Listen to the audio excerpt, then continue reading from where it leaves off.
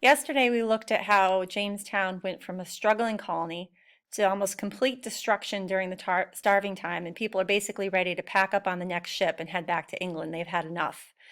But on the next ship, more colonists come. They're convinced to stay, and something else shows up.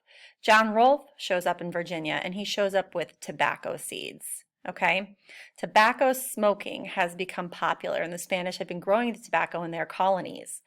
And John Rolfe got his hands on some seeds, and he starts to figure out how to get that tobacco to grow in Virginia. And when you guys watched the video yesterday, it said that the first tobacco crop was worth $1 million in today's money.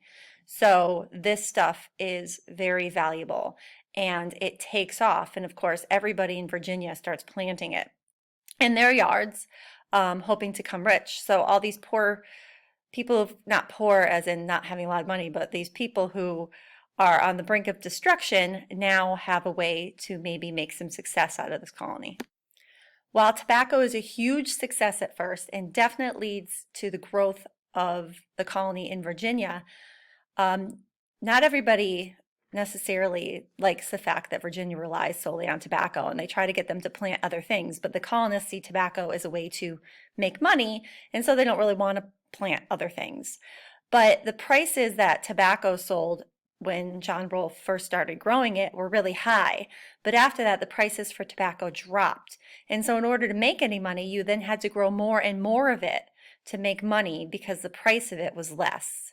And the price never got as high as it did those first couple of years after it was first planted in Virginia.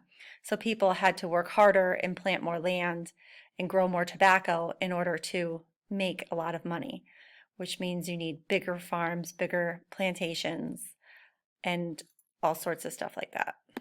The growing of tobacco is going to lead to all sorts of changes in Virginia. The colony is going to expand, which is going to cause problems with the Native American tribes in the area because you're going to be taking up more and more land to grow tobacco, and that land does not belong to you. And also, you're going to need more and more labor to grow the tobacco. And when the colonists first get to Virginia, they rely on other Englishmen or Europeans who are brought over with them to do the work. So at first, everybody's there to do the work. And then some people are servants or indentured servants, which means they don't have a lot of money to go to Virginia. So they agree to work for somebody for a certain amount of time. And after that time, they'll be free and can get their own land and make their own farms. And at first, this works out okay in a sense because there's a lot of land and not a lot of people. And the other thing is that tons of people die. So if you look at here, it says in the colony's first 18 years, 7,289 colonists sailed for Virginia, and 6,040 of those people died. So you could show up at Virginia, and you have a pretty good chance that you're not going to make it long enough to make any money. You're going to die, and servants die quickly, and they keep sending them over from England, and they keep dying in huge numbers, okay?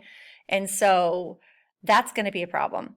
But what else is going to be a problem is that after people stop dying and they start have better diets and they start adjusting to the climate in Virginia, then all of a sudden when they get free, they are going to want land, and there's going to be less land available.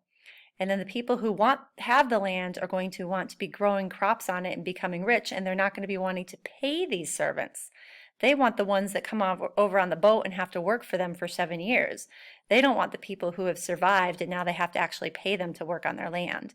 So this is going to make a lot of changes in Virginia as well. Suddenly you're going to, well, not suddenly, but you're going to end up with a group of people who have a lot of land, who have been successful, and who are becoming rich. And you're going to have a much lower class of people who don't have access to land anymore and have to work for other people. And then eventually you're going to go from a change of servants to slaves. And all of these things are going to be an effect of growing tobacco. And we're going to look at those things today. You can also feel free to pause the video for a moment before you wrap it up today and take a look at the information on the page about tobacco in Virginia.